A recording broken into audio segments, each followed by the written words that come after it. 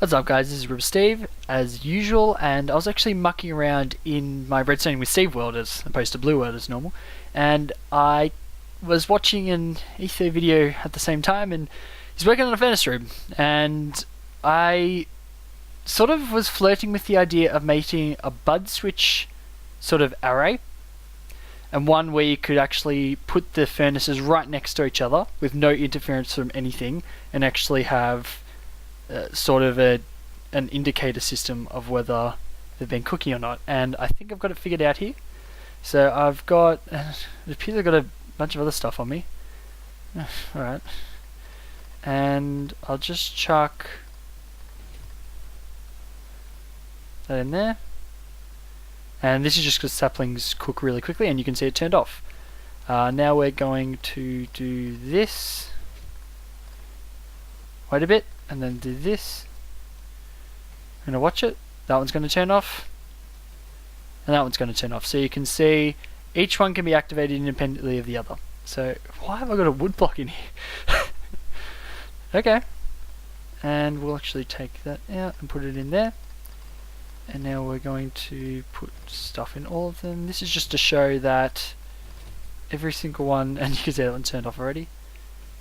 They are all activated totally independently. So this is the wiring here, and it is completely tileable, of course. Well, it had to be.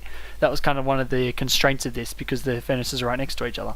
And it's actually a two block tileable section. So you actually have to use both of these sections and keep tiling these two sections. And they are just T-buds. That's all they are. This section is kind of cut out here, and I will go through it. This piston is receiving power from here, from this block here, quasi connectivity bug. I think I mentioned to someone in the comments about that quasi connectivity bug, and they said it's really good. I'm like, alright, I'll just abuse it to its fullest extent, and I have. So once we click this, you can see this will turn off. It is no longer receiving power, and it will turn, well, the piston will retract. Same thing here, except as you can see, this one's coming out sort of horizontally, this one's coming out vertically. So that's a big proviso of this.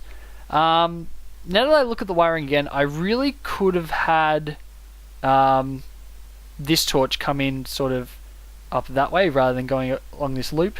But this is kind of a version 1, can be improved on. Guys, go and improve on it. It was just a really kind of simple concept that I've kind of put together.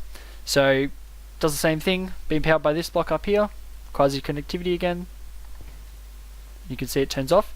This one's actually a little slower because of all the delays it has to go through, but if you're using it for furnaces, which this is intended to be used for, shouldn't be too much of a problem, because furnaces really take a couple of ticks of delay to cook.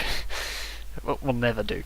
But and as you can see, none of these wires are right next to each other, so it is completely tileable. As you can see by this, none of the torches will affect any of the wires at any point. So yep, works perfectly. So yeah, guys, hope you found this sort of interesting. Hope you found it useful is what I'm trying to say, and I guess I'll catch you next time.